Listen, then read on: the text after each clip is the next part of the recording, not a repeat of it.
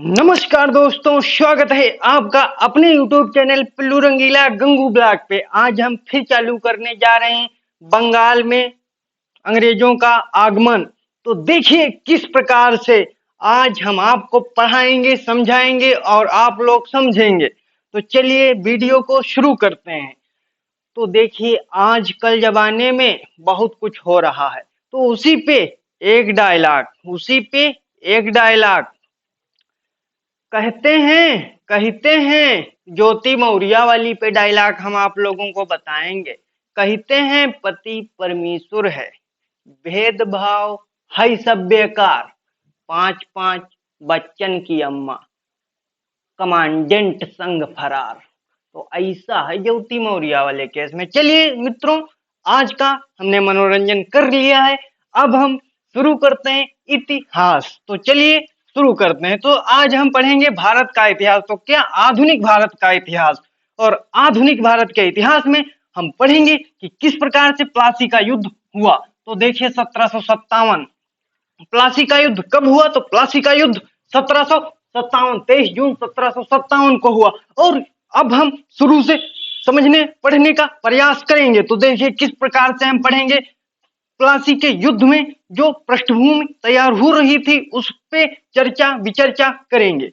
तो देखिए किस प्रकार से सबसे पहले हम पढ़ेंगे कि जो प्लासी का युद्ध था इसकी पृष्ठभूमि क्या थी, यह कहां से अवतरित होने का संकल्प कर रहा था। तो चलिए देखो क्या पढ़ाते हैं।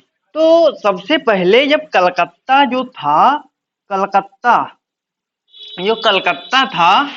कलकत्ता यहाँ से जो अली वर्दी खां था उसने युद्ध अंग्रेजों से किया और यहाँ से अंग्रेजों का सफाया कर दिया। जब अंग्रेजों का इसने सफाया कर दिया तो उसमें सबसे पहले कौन आता है। तो उसमें उसके बाद जो शासक बनता है सिराजुद्दौला, और सिराजुद्दौला के शासक बनते ही सिराजुद्दौला ने इन सबको भगा दिया था केरल से। और जिसे लमटा तट एक है, चमता तट, उस पे इन लोगों ने रह लिया। बाद में इनका गवर्नर जनरल आता है क्लाइव। तो जब इसने मनिकचंद को कलकत्ता का सूबेदार बनाया था सिराजुद्दौला, और जो मनिकचंद था वह कलकत्ता का सूबेदार था। और जब कलकत्ता के सूबेदार जो मनिकचंद था तो मनिकचंद को रिश्वत देकर कलकत्ता का जो क्लाइव था इसने मनिकचंद को रिश्वत देकर 2 करोड़ रुपए, तो कितने, तो 2 करोड़ रुपए रिश्वत देकर मनिकचंद से कलकत्ता ले लिया, अपना अधिग्रहण कर लिया। 1757 में अधिकार कर लिया। किसने, तो क्लाइव ने, रॉबर्ट क्लाइव। और देखिए 9 फरवरी 1757 को नवाब ने अलीनगर, और जब मनिकचंद ने कलकत्ता को क्लाइव को दे दिया तो अब क्लाइव ने सन 1756 में जो सिराजुद्दौला था और जो क्लाइव था, इधर अंग्रेज ब्रिटिश का गवर्नर और गवर्नर जनरल, तो जो क्लाइव था उसने सिराजुद्दौला बंगाल के नवाब के साथ क्या किया, तो संधि की। जो संधि की उसी का नाम था अलीनगर की संधि। और यह संधि सिराजुद्दौला और क्लाइव के मध्य हुई। तो किसके मध्य हुई, तो अलीनगर की संधि 1756 में सिराजुद्दौला और क्लाइव के मध्य हुई 1757 में। और देखिए जब सिराजुद्दौला और क्लाइव के मध्य अलीनगर की संधि हो जाती है तो उसके बाद कलकत्ता में किसने, क्लाइव ने, अंग्रेजों ने सबसे पहली टकसाल, रुपए छापने की टकसाल की स्थापना कलकत्ता में की। 18 अगस्त 1757 को अंग्रेजी टकसाल की स्थापना अंग्रेजों ने कलकत्ता में की अलीनगर की संधि के द्वारा। और देखिए 13 मार्च 1757 को क्लाइव वाटसन ने चंद्रनगर छीन लिया और नवाब ने संधि का, और जो क्लाइव था और इसका एक सहयोगी था वाटसन, तो जो सहयोगी वाटसन था इसने फ्रांसीसियों से, क्लाइव ने चंद्रनगर को छीन लिया। जो चंद्रनगर का क्षेत्र था उसको क्लाइव और वाटसन ने छीन लिया, जिससे नवाब क्रोधित हो गया। नवाब कहने लगा यह अलीनगर की संधि का उल्लंघन तुमने किया है, इसलिए तुम्हें कार्रवाई हम करेंगे। और इस प्रकार से इस संधि का उल्लंघन हुआ तो नवाब, तो उसके बाद अब ये क्लाइव अपने रोब में आ गया। अब जब इसे रोब में आ जाता है तो इस क्या करता है, तो यह नवाब के विरुद्ध, जो बंगाल का नवाब सिराजुद्दौला था, उसके विरुद्ध यह षड्यंत्र रचना चालू करता है। और कि किस प्रकार से यह जो शासक है, यह इसे किस प्रकार से हटाया जाए, यह सब षड्यंत्र रचने का खेल कौन करता है, तो क्लाइव करता है कलकत्ता में ही। जब ठीक, और देखिए, तो जब क्लाइव ने नवाब का विरुद्ध षड्यंत्र रचा तो उसमें सबसे पहले षड्यंत्र में कौन कौन शामिल था, और षड्यंत्र रचने का विचार क्लाइव ने यहीं से किया, क्योंकि चंद्रानगर का जो क्षेत्र था उसको संधि के माध्यम से इन लोगों ने कहा था हम हस्तक्षेप नहीं करेंगे, लेकिन फिर भी इन लोगों ने हस्तक्षेप किया, और जिससे कि नवाब सिराजुद्दौला क्रोधित हो गया। और जब वह क्रोधित हो गया तो उसने कहा कि हम तुम्हें भगा देंगे, यहाँ नहीं व्यापार करने देंगे। और देखिए, अब जो नवाब के विरुद्ध अब ये लोग षड्यंत्र चालू करना सोचते हैं, तो षड्यंत्र चालू करने के लिए क्लाइव एक धनी व्यापारी से मिलता है जिसका नाम था अमीन चंद। तो किससे मिलता है, अमीन चंद से क्लाइव मिलता है। और अमीन चंद से जब क्लाइव मिलता है तो उसने अपनी कहा कि हम इस शासक को बंगाल की गद्दी से हटाना चाहते हैं। तो अमीन चंद ने कहा ठीक है। तो देखिए, जो क्लाइव था यह सबसे पहले इसकी मदद से, अमीन चंद की मदद से मिलता है मीर जाफर से। और मीर जाफर क्या था, तो बंगाल का सेनापति था सिराजुद्दौला का सेनापति मीर जाफर था। और मीर जाफर जो सेनापति था यह भी भ्रष्ट व्यक्ति निकला, इसने भी क्लाइव के षड्यंत्र में साथ दिया। और यार तलीफ अधिकारी और राय दुर्लभ और जो उस समय धनी व्यक्ति जगत सेठ था, जो बंगाल का बैंकर कहा जाता था, यानी अत्यधिक अमीर व्यक्ति जगत सेठ।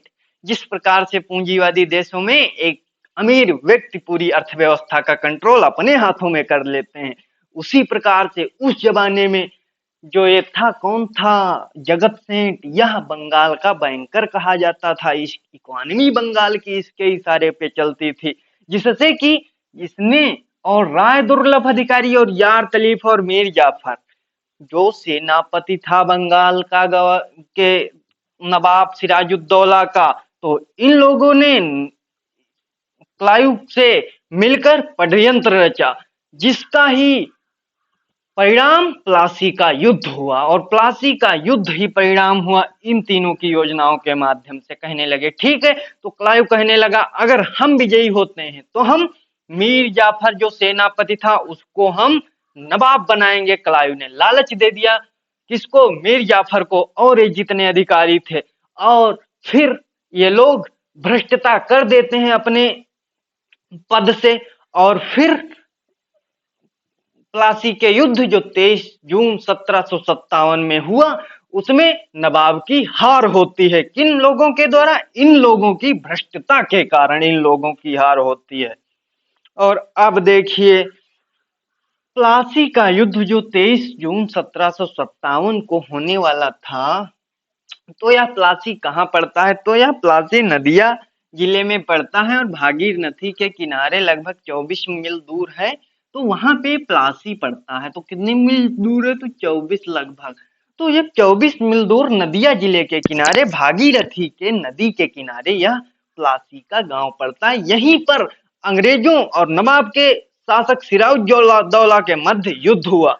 और देखिए, 23 जून 1757 को सिराजुद्दौला और क्लाइव के मध्य युद्ध होता है। और इसमें जो यह युद्ध होता है, यह किस प्रकार से, तो इस युद्ध में मात्र क्लाइव की सेना में 950 यूरोपी और 100 तोपची और 50 नाविक थे। मात्र क्लाइव की सैनिक टुकड़ी में, सेना में 950, और इधर सिराजुद्दौला जो नवाब का बंगाल था, इसमें 50,000 सैनिक थे। 50,000 सैनिकों पे सिर्फ 950 भारी पड़ गए।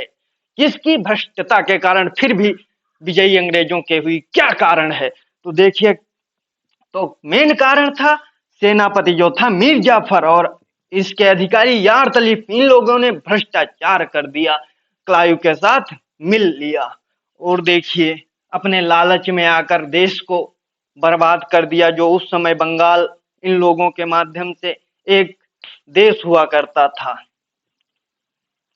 और 2100 भारतीय सैनिक थे मात्र इनके में, क्लाइव में 2100 भारतीय सैनिक थे और नवाब की सेना में 50,000 सैनिक थे। हम तुम्हें बताया है कि नवाब की सेना में 50,000 सैनिक थे और इधर सिर्फ 2-3 हजार सैनिक थे, मात्र 2-3 हजार सैनिक, और क्लाइव के उधर सिर्फ, और नवाब के उधर सिर्फ 50,000 सैनिक।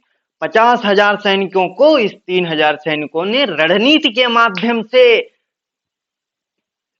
हार हो गई, किसकी? सिराजुद्दौला की। और और जब ये युद्ध हुआ तो इसमें जो नवाब जो था कौन? सिराजुद्दौला। जो ये सिराजुद्दौला था, इसके जो अधिकारी अन्य जो थे, कौन अधिकारी अन्य जो थे?